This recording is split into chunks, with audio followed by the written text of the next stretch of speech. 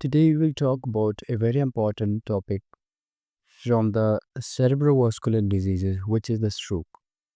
Stroke is a sudden neurological emergency caused by the interruption of the blood supply to the brain, either due to a blocked vessel, which is known as the ischemic stroke, or a ruptured vessel, which is called as the hemorrhagic stroke.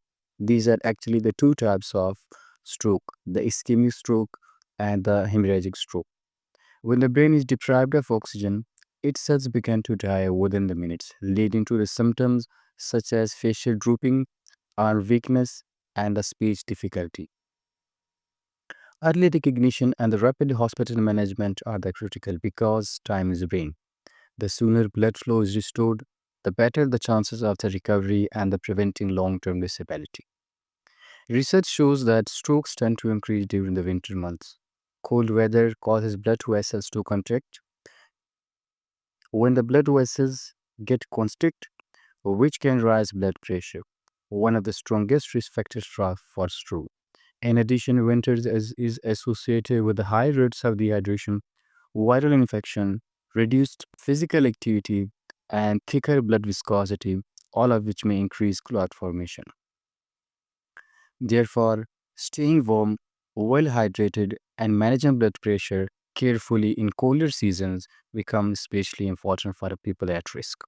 Now we'll talk about some risk factor, the modifiable and some non-modifiable risk factors of the stroke. The modifiable factors in case of stroke is the hypertension, the diabetes mellitus, the smoking, alcohol, polycythemia, heart diseases such as atrial fibrillation, congestive heart failure, infective endocarditis, and hyperlipidemia. These are some of the uh, modifiable factors that can be modified and preventing the risk of stroke. And some non-modifiable factors include age, gender, which is higher in male as compared to the female, race, and the previous vascular event, the myocardial infarction, and the stroke.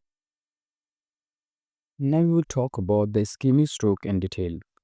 Ischemic stroke or the cerebral infarction is due to the inadequate blood flow to the part of the brain due to occlusion of the cerebral artery. Most commonly involved cerebral artery is the middle cerebral. We'll talk about some of the important clinical features in case of ischemic stroke. In ischemic stroke, the most common presentation of the patient, which is more than 85%, is the hemiplegia, means one-sided weakness, and with or without aphasia. Aphasia actually means problem in the speech production or the problem in the speech comprehension. So this depends upon the area involved. If we have a Broca's aphasia, we have a problem in the speech production. And whenever there is a Wernicke's aphasia, means problem is in the Wernicke's area, then there will be problem in the speech comprehension. So as we already discussed, that the most commonly involved cerebral artery is the middle cerebral artery. So the clinical features depends upon which cerebral artery is involved. Mostly, if we have middle cerebral artery involved, there will be the contralateral hemiplegia, means the opposite side hemiplegia. Opposite side will face the weakness in the contralateral side. And there will be the contralateral hemisensory loss, mainly of face and arm. Visual field effect, contralateral homonymous hemianopia. If dominant hemisphere means left middle cerebral artery, which will be the aphasia. If there is a Broca's aphasia, the problem will be in the speech production. And the important investigation in case of ischemic stroke is the non-contrast CT scan. It is the best initial test in patient with a stroke. It differentiates between the hemorrhagic and the ischemic stroke. It is the most sensitive test for detecting blood in the brain. Therefore, it fails to detect the blood and patient is considered to have ischemic stroke. It is often negative for ischemia within the first 48 hours after symptoms onset. And the second investigation point. The second investigation option is the diffusion weighted MRI. It is the most accurate for detecting ischemia. It detects ischemia earlier than CT scan.